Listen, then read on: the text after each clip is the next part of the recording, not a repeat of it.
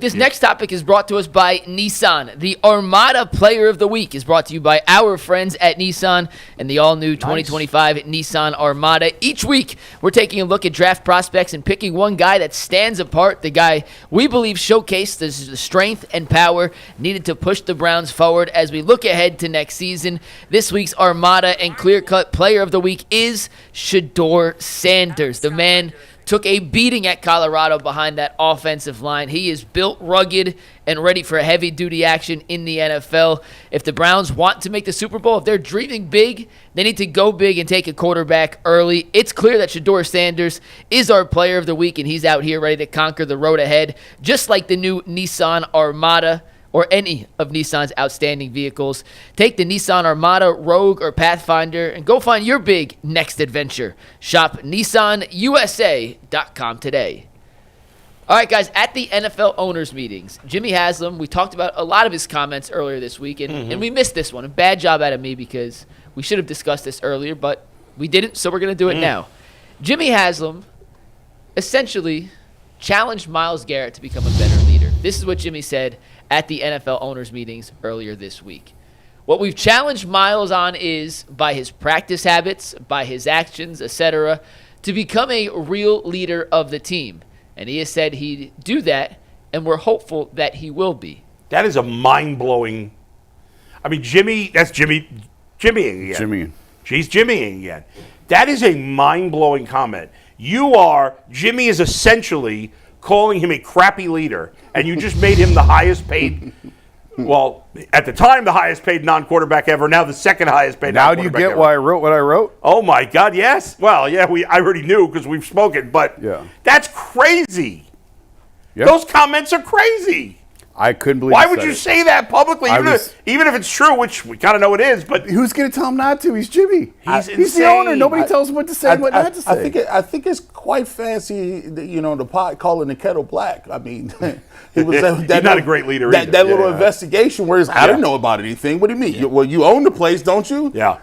I say it. I get what you're saying. I mean, look, Myles Garrett probably needs to button it up a little bit and get on the plan a little bit. Sometimes, that happens, and you got to mature and you got to say, okay, well, let me start doing certain things to get it done. And if I want to get to a certain level, I need to work out, or I need to be around the facility. I need to be an example for some younger guys. But the first part of leadership is production, and Myles produces. So some of the other stuff that he's talking about, you could button that up a little bit. But I was kind of shocked. It seemed like Jimmy Haslam had a little list. He had Deshaun Watson, check. Myles Garrett, check. Now I'm waiting for him to get at to Coach Stefanski and Barry. Was we going to get one of those comments? Andrew Berry told me he's going to be better at drafting. Yeah, hopefully he will be better at drafting. He's going to hit on these fourth-round picks. Yeah. Jimmy said they got to be better. Yeah, he stuck up for him and defended him. He said he likes, obviously he believes in him, or he would have fired him, but he said that they have to be better. They both have to be better. Yeah. I was in the room when Jimmy said it. Yeah. It was surprising, the Myles stuff. I was surprised. This is so funny. I don't even know how we didn't talk about it already, and I don't know how this wasn't made a bigger deal. Because I missed it. It's a bad job out of me. I apologize. Because there's no cameras in there. Right. There's audio, like we have audio, but we just recorded it and transcribed it, and there was so much else going on. Like the Watson thing took up so much of the oxygen in the room. But he definitely said it. I was sitting right there. But you paid him $40 million a year, and you're like, well, we hope he's going to be a better leader. Jimmy solves all of his problems by throwing money at them. Yeah, that was the whole gist. Of and that's why fans like him. Because they would rather have Myles Garrett than not have him, right? Yeah, right. So it's just like, okay. It's a nuanced argument because, of course, you have to spend money. Yeah. You have to spend to win. Yeah. But there's more to it than that. They've spent $1 billion in 4 years, and they've won not one playoff game. Yeah. So obviously there's more to it than just spending. Yes. I wrote what I wrote, and I said I hope that he uses this as not a sense of entitlement, but a sense of responsibility.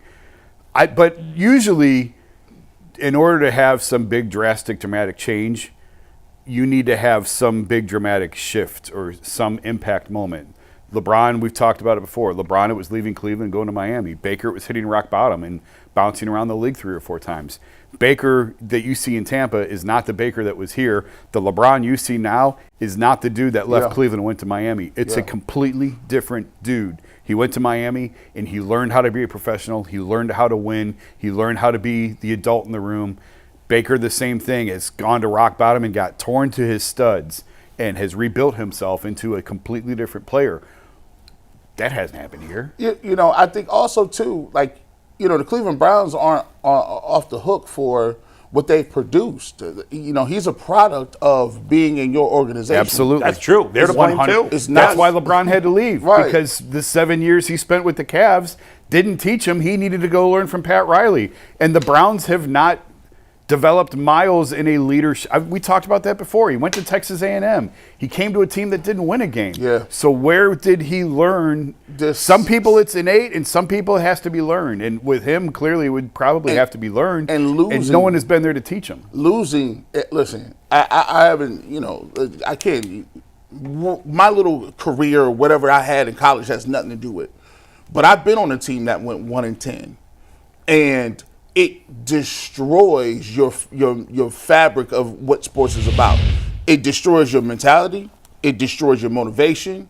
You look for reasons not to work out. You look for reasons not to go to class. You don't want to be around the coaches. You don't respect the coaches because you're saying we're putting in all this work and something's not working. That's why I always say it's so detrimental to be losing game after game, year after year, and you get around and you look at week 7, year 7, year 8, and you're like, nah, I can't do this no more. And to your point, you talked about LeBron.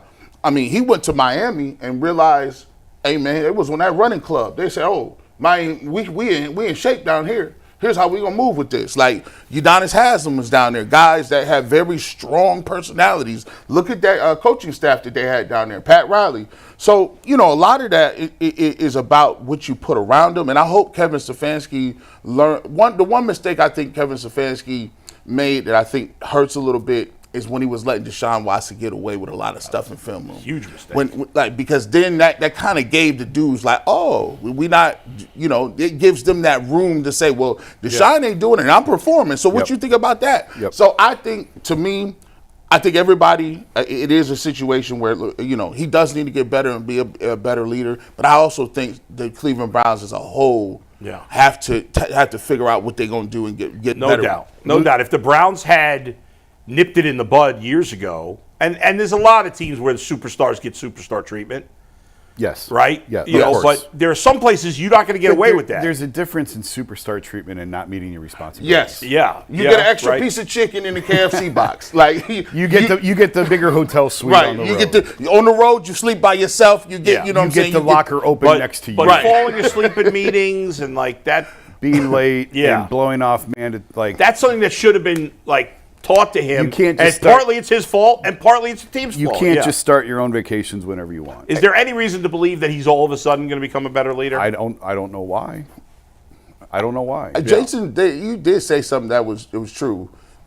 People don't learn from success. People learn from failure. Yeah. Yes. You look at, you know, I know you guys probably talked about it with Deshaun Watson. Yeah. I mean, if he wanted to learn something before, I bet you he's learning the biggest lessons in his life right now. Like sitting here and trying to rehab, and the owner comes out and be like, this was a swing and a miss. In a place where they don't want you anymore. The owner just told you he don't want you here. Yeah. And you still got a key to the building. And you still got to go in there and work out. You learn things. That's the Baker Mayfield trail. Like, Baker's a different player. Like, I bet you Amari Cooper is trying to learn something, right? He didn't learn. You don't learn anything when something good happens. You learn from adversity and what you're going to do when all the chips is down. So, hopefully, Myles is going to be one of them people that can look from other people's point of view and learn from it. But it's just yet to be seen. Obviously, you know, watching him as a teammate, you can learn, right? Like he's a great player on the field. But this is a flaw in his game, if you will. Yeah. His leadership is not what it's the only negative about him as a player. He's an unbelievable talent on the field. Yeah. In fact, I don't know what you can learn from him because he is so physically gifted and such a freak of nature. Other NFL defensive ends can look at him and go, well, I can watch you all day, but I can't do that. Right. So what can I learn from? Right. That's like, he's not, some of it ain't even on moves. It's just like, I bend in a way that you can't bend. Your body should not be able to bend that way. he shouldn't be that fast. He shouldn't be that big. He shouldn't be that strong. But he's all of those things. So, what can you really show and do and to try to tell somebody, hey, this is what you do? Right. Like, that's not really a thing, man. I also think part of this, maybe that much, was Jimmy kind of firing back a little bit at Myles. Because Myles embarrassed the organization. Of course. Oh, yeah, of course. For 2 months, Myles dog walked the Browns. Of course. And this was Jimmy's way of just a little bit of how do you think Myles responds then?